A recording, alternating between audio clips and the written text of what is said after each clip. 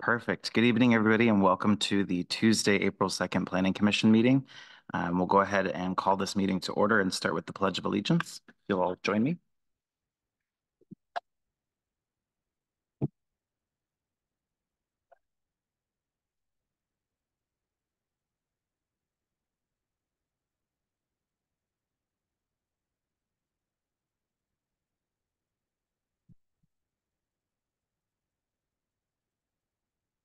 All right, we'll go on to the welcome and introduction. So I will go ahead and start. I am Tyler McCloskey. I'm the chair for the evening.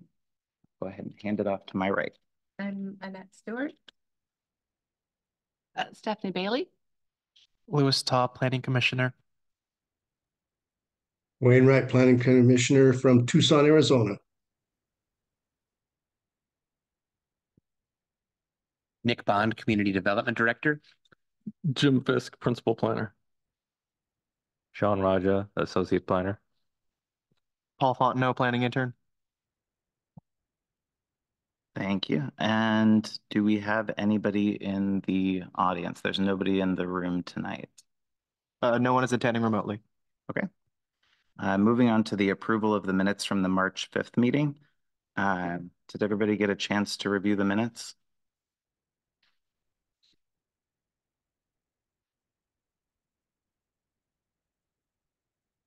Are there any additions or corrections to the minutes?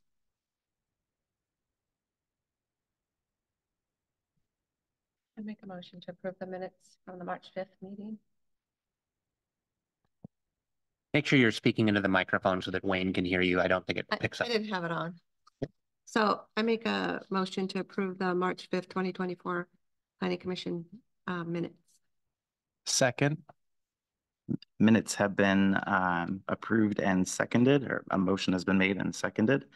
And all those in favor of approving the minutes? I will abstain since I was not here. I will do the same. Aye. Aye. Okay, sounds like we had 3 ayes and 2 abstentions. So moving on to... Tyler, who was the third eye? Me, sorry. Oh, okay. Everybody's finding out. Yeah. What, you didn't hear that? It was wind. Okay, moving on to business items. Business item 5A is the elections. I am serving as the chair this evening, and I would be interested in continuing in this capacity if someone would like to nominate me for chair. I will leave that up to you. I would nominate you as the chair for 2024. We don't have to wait for everybody to be here. That's all I'm Well, we're down a planning commissioner right now, and Joe was not available tonight, and so we've postponed it once. We can postpone it again if you'd like the full council or full planning commission to be here. I'm good. I'm good with you. I just wanted to make sure we're doing it right. Would that be a second? Oh yeah, sorry. I second it. Third. Okay. Are there any other nominations for chair?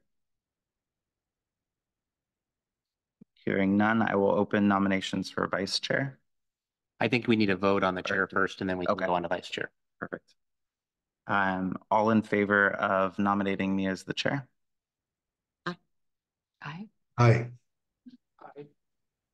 All right, unanimous. All right, now I will open it up to nominations for the vice chair. Can we nominate Joe since he's not here?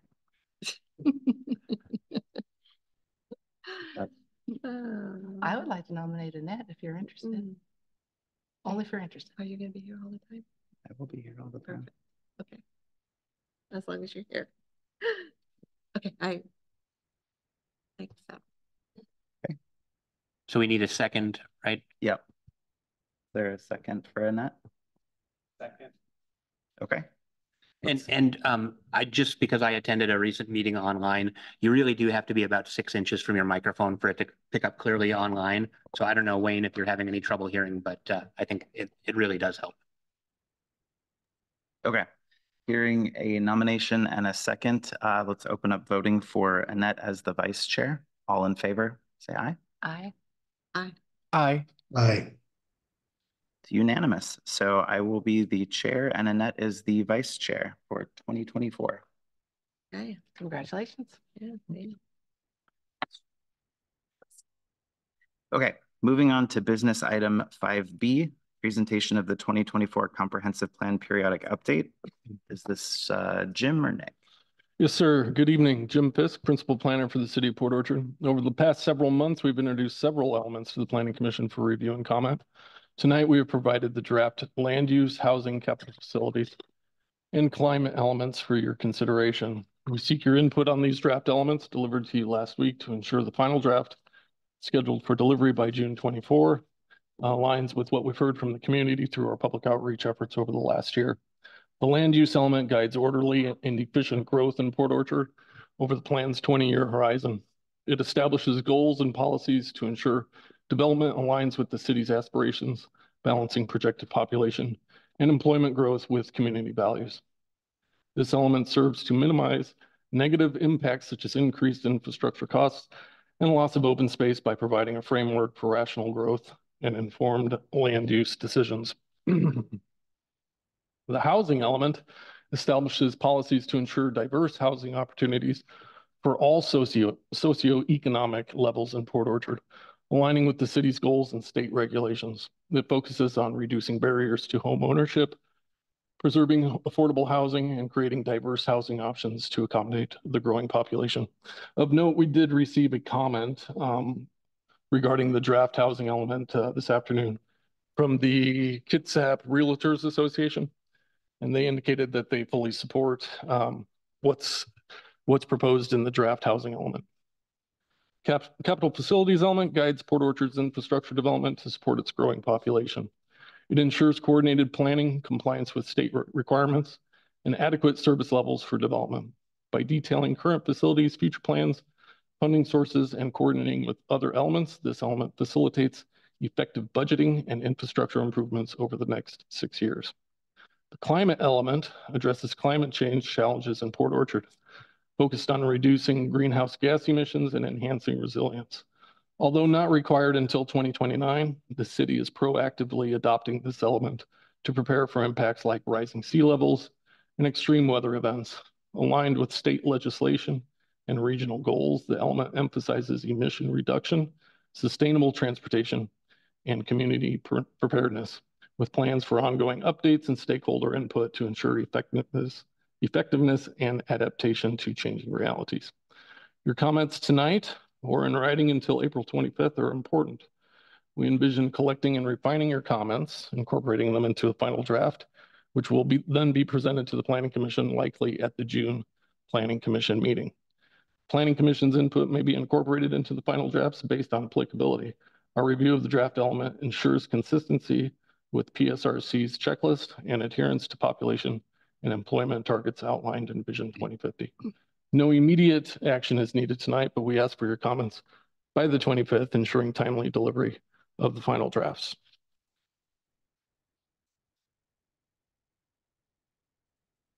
Thank you, Jim. I will open it up if anybody has any comments or discussion points they would like to bring up.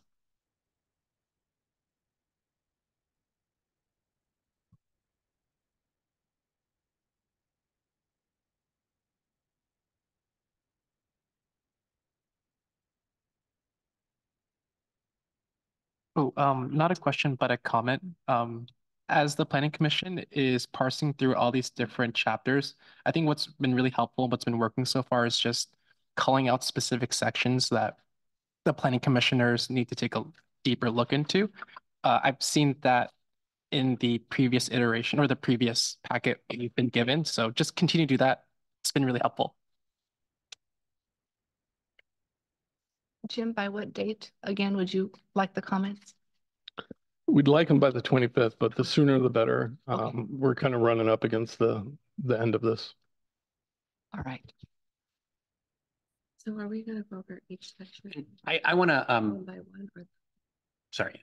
So we're doing, we're getting a few chapters at a time. okay. Well, I just want to know. Okay. Yep. So at this point, Jim, remind me the elements that have gone to the Planning Commission thus far, we've done economic development, we've done parks, critical areas are the natural systems system. chapter and the intro, correct? Correct. And so after tonight's batch, the only thing remaining is transportation. Is that right? We introduced transportation, but we're working on Okay, that that's still. right. All right. So at this point, you've seen sort of a first cut of all of the elements of the comprehensive plan. I just want to add on to what Jim said and point out that the climate element is totally new, and it's not something we had in the plan previously.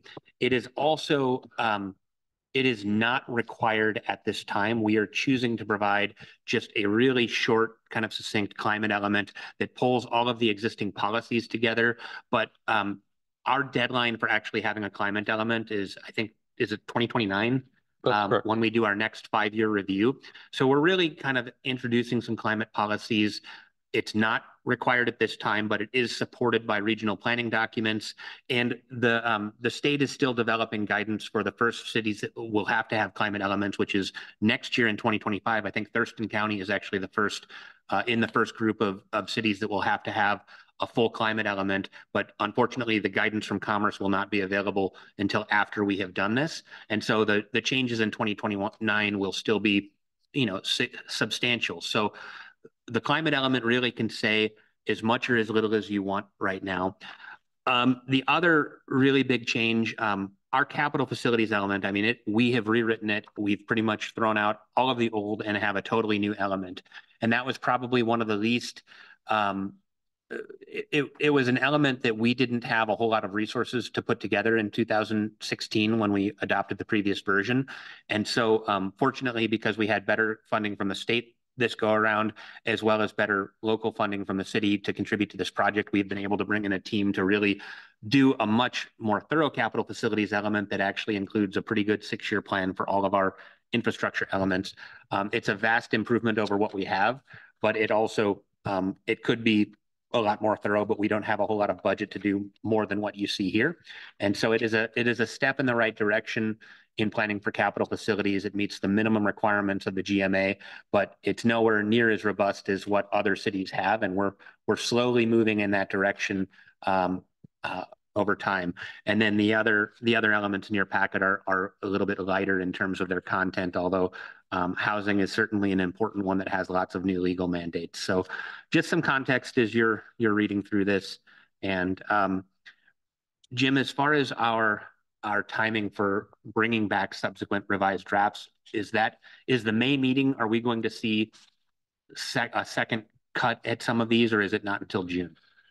I think that potentially we could have some of the elements back in May. I know we've got some other things going on, but the introduction, I feel like, we're going to kind of circle back to the introduction. If you recall at the beginning, we said kind of putting the cart before the horse. We're going to kind of flesh out all of these elements and then look at the introduction again. I think the full package, though, you should definitely have for the June meeting. Thank you. Thanks for that explanation. Okay. Any other comments this evening on this? I had a comment, Tyler. This is Wainwright.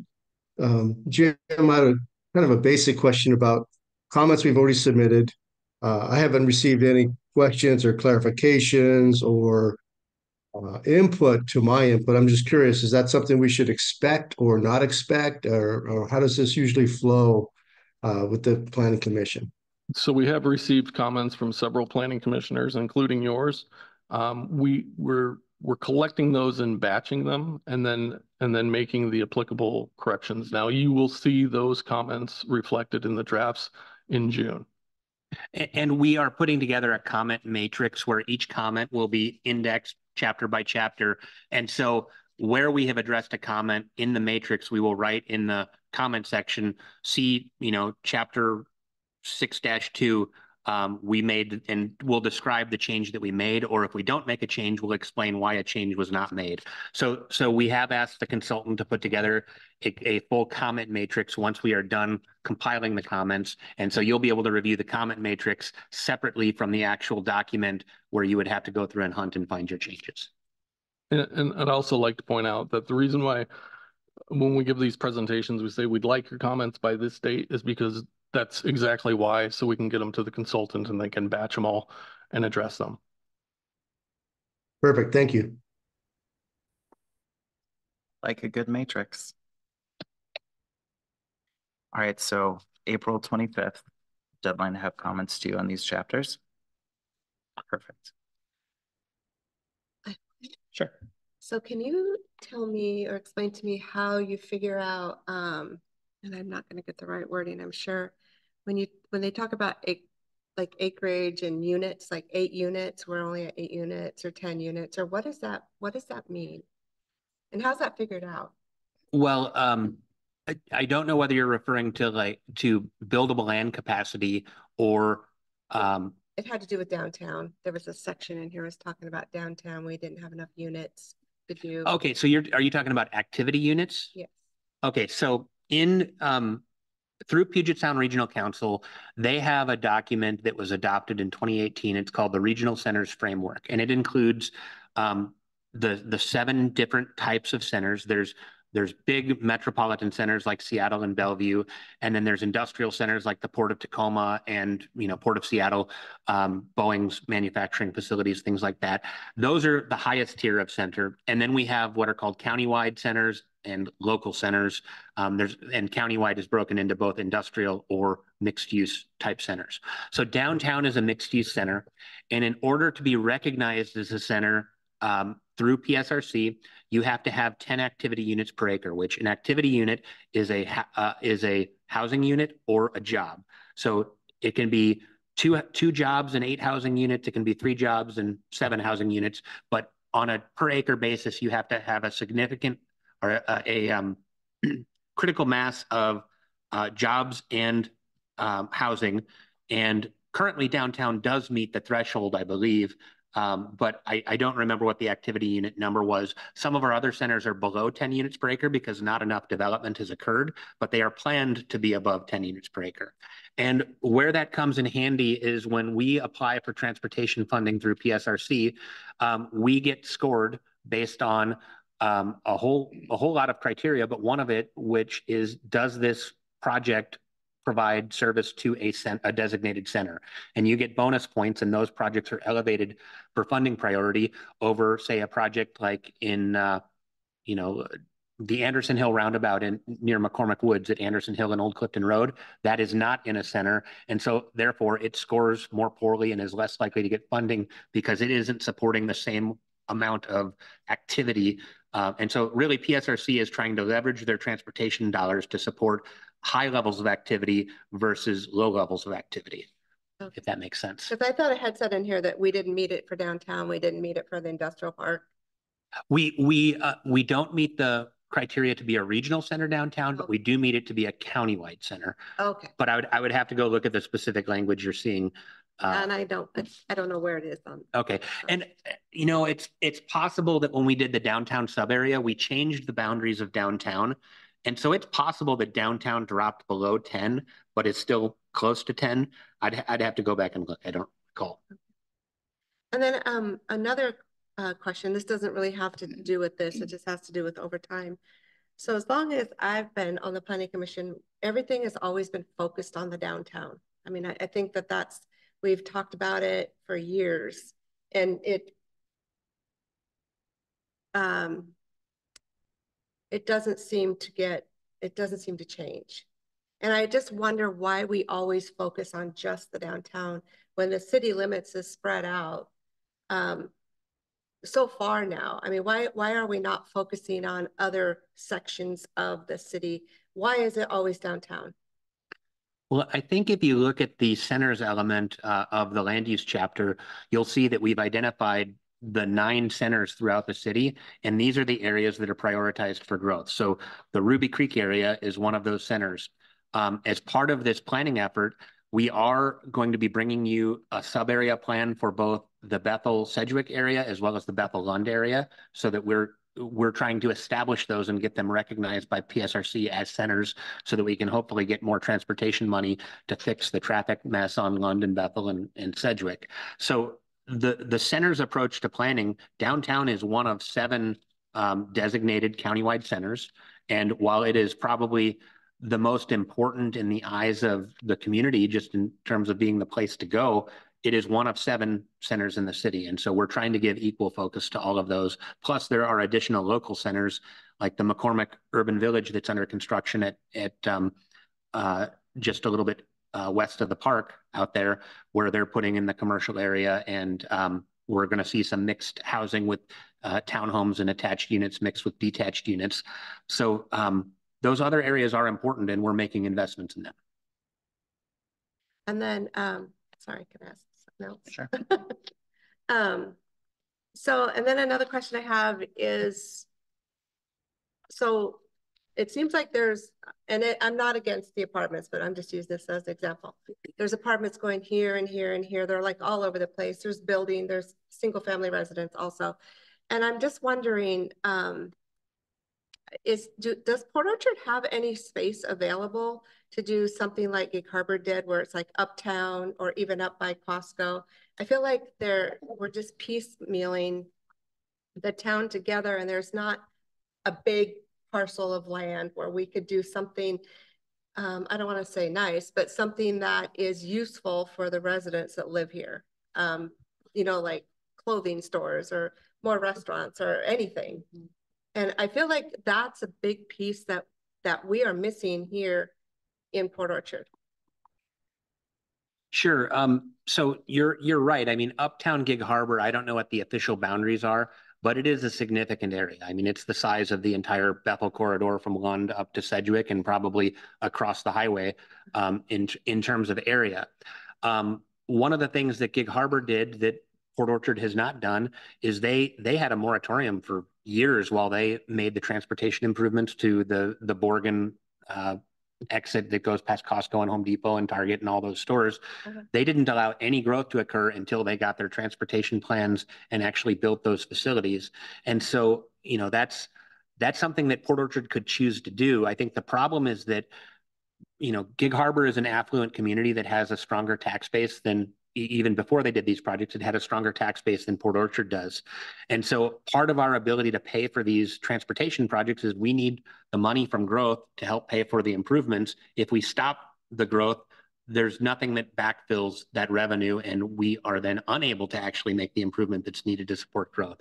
And so that's, you know, I think that's something that the city council has grappled with. And, you know, the Planning Commission may want to make a recommendation either in the comprehensive plan for goals and policies or outside of the comprehensive plan for the city council to, you know, consider that. But we really don't, I mean, we don't have a huge amount of raw land. We have a lot of redevelopment and things that need to be torn down in order for new things to go in.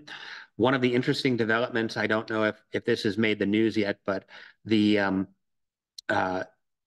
Port Madison Enterprises, the development arm of the Suquamish tribe, has acquired 100 acres in Port Orchard, and we got notice that from the Department of Interior that it's under consideration for tribal designation.